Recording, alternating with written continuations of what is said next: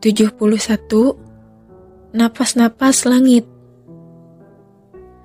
Ada orang-orang yang terlalu sibuk pada deretan gelar pribadi hingga berambisi membangun panggungnya sendiri. Mereka sampai-sampai melupakan kebermanfaatan diri. Padahal, apa-apa yang telah Allah karuniakan berupa keistimewaan harusnya dikembalikan lagi kepadanya dengan berhikmat sehormat-hormatnya dan memberikan manfaat sebanyak-banyaknya pada manusia. Seperti para manusia hebat dan mulia dahulu, para sahabat yang mengelilingi Rasulullah SAW. Mereka menjalani hidup tanpa ambisi pribadi, tanpa mengharapkan balasan manusia, walaupun hanya ucapan terima kasih. Abu Bakar radhiyallahu anhu memberikan segalanya apa yang ia punya untuk agama. Ia merelakan hidup tanpa gelimang harta. Walau jabatan khalifah sudah berada di pangkuannya, itu tak membuatnya buta akan sifat asli dunia, yaitu sementara. Abu Bakar berhikmat tanpa mengharap balasan dari manusia, karena ia sadar yang paripurna balasannya hanya dari Allah. Manusia yang fisiknya berjalan di atas bumi, tapi napas-napas kebaikannya sudah sampai menyentuh langit, sebab yang ia inginkan hanyalah perjumpaan dengan Robnya dalam keadaan paling takwa.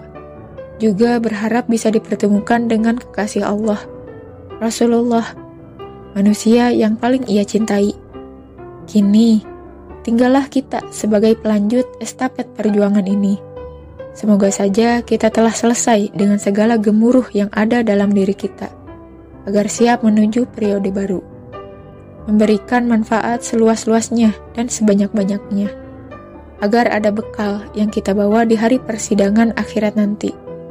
Bekal sebagai bukti kecintaan kita pada Allah dan Rasulullah SAW. Tidak semua yang megah harus bercahaya. Tidak semua yang penting harus menggema suaranya. Karena memang ada tangan-tangan istimewa yang Allah jaga agar tetap bekerja dalam keheningan.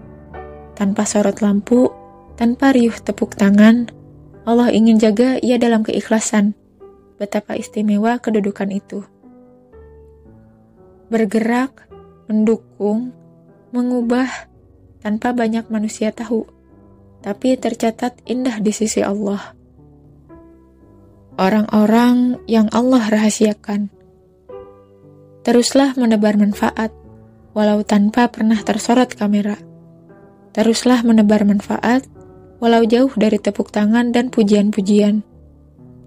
Teruslah bergerak dalam keheningan, bekerja dengan sepenuh hati, dan memberikan kemampuan terbaik, tanpa harus memerdulikan ada atau tidak adanya ucapan terima kasih.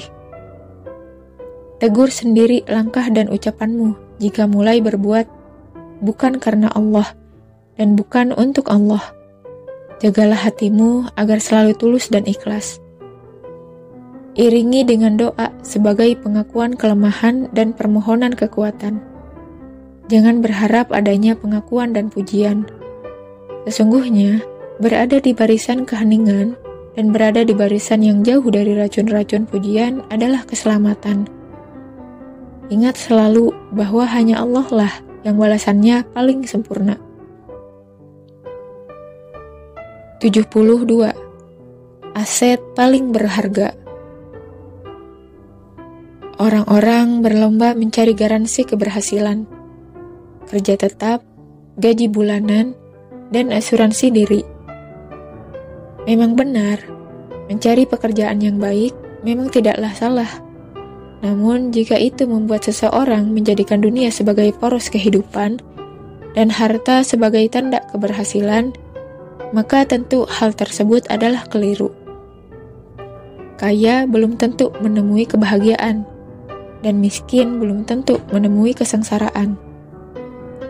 Inilah kenyataan yang kita sering alpa untuk memahaminya.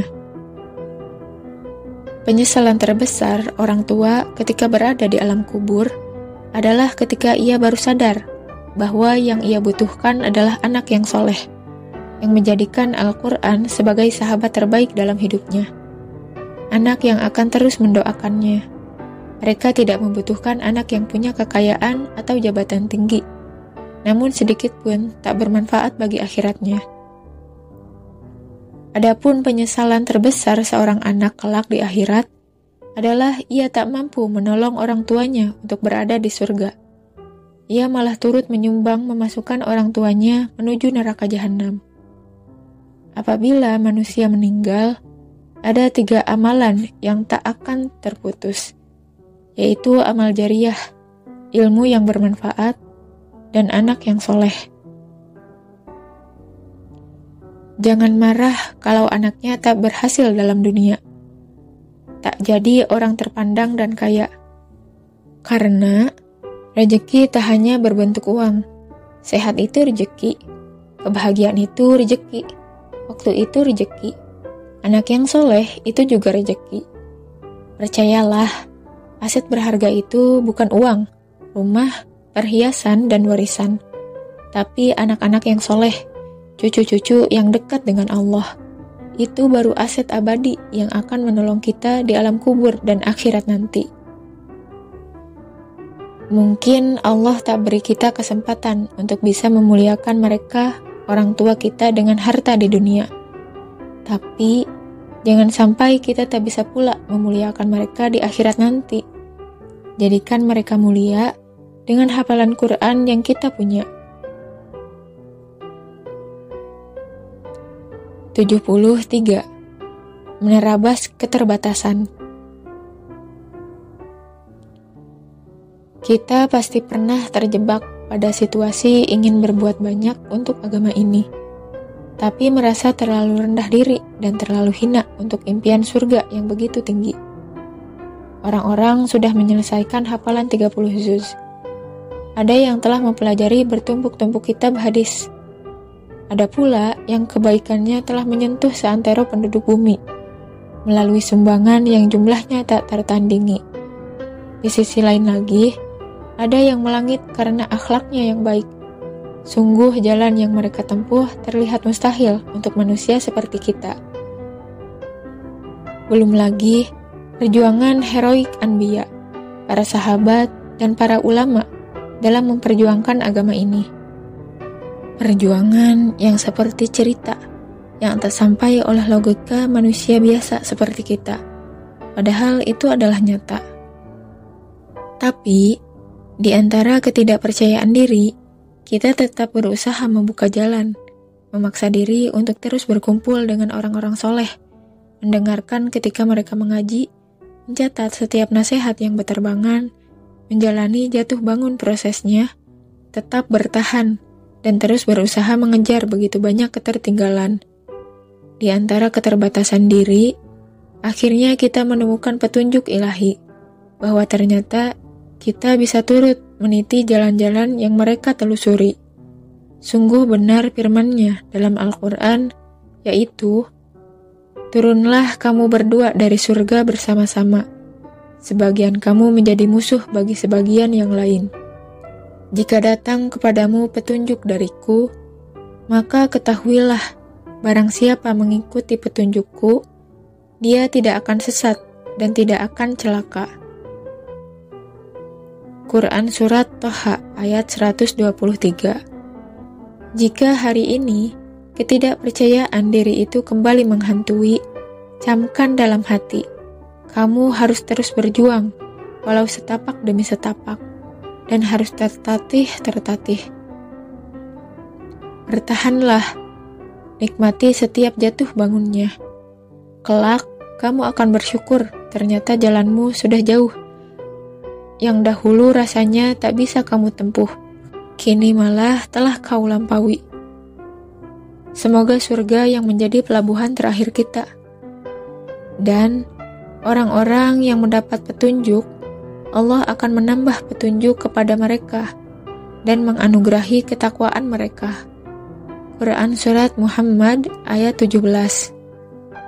74. Surat untukku di masa depan.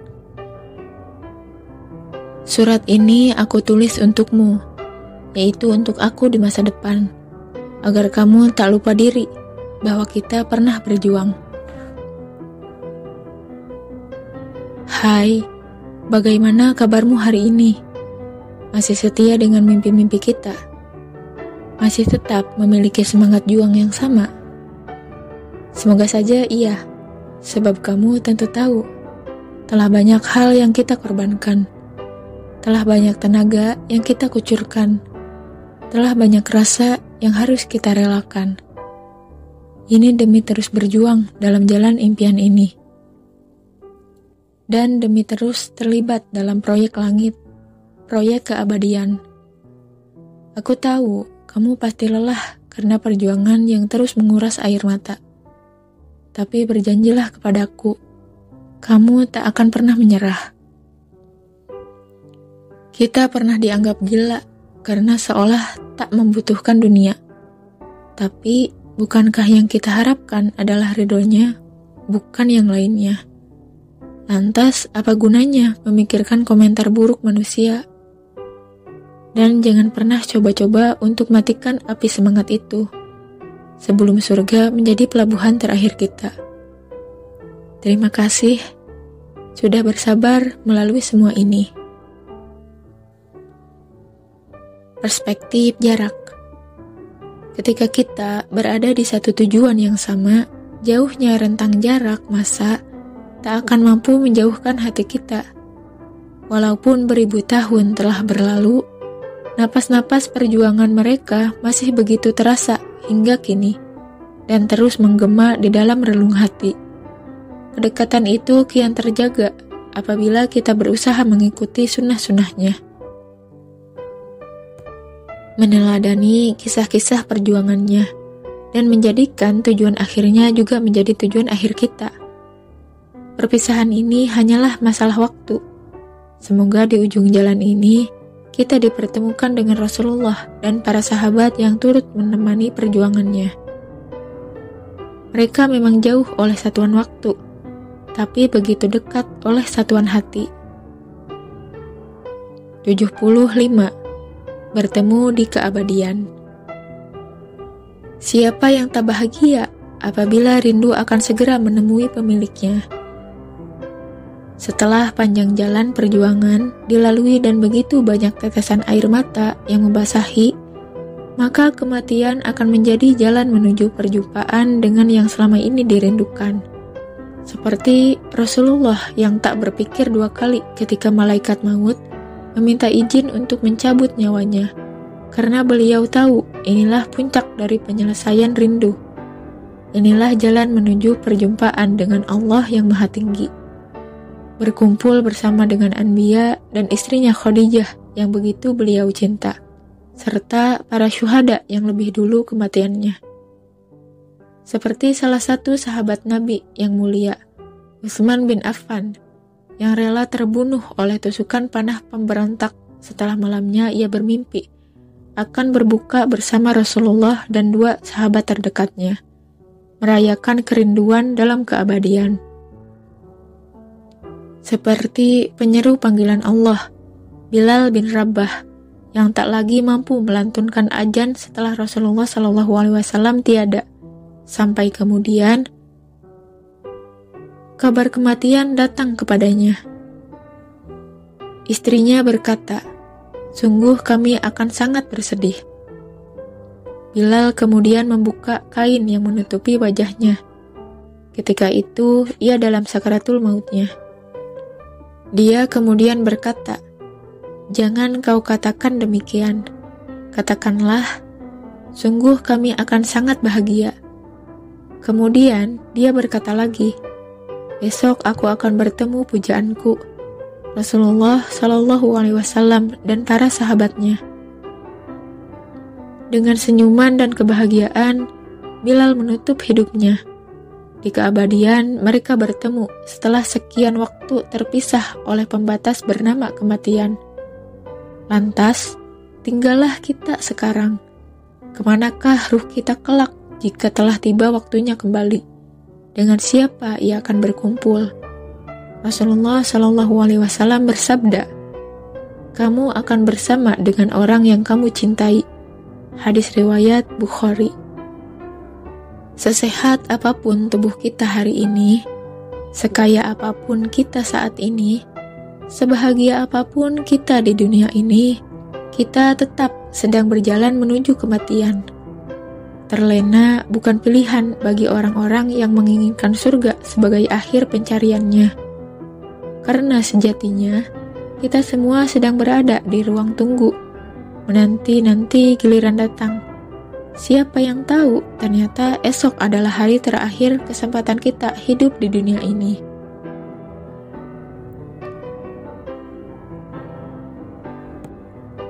Terima kasih telah membaca. Semoga surgalah akhir pencarian kita. Sampai bertemu kembali. Salam hangat.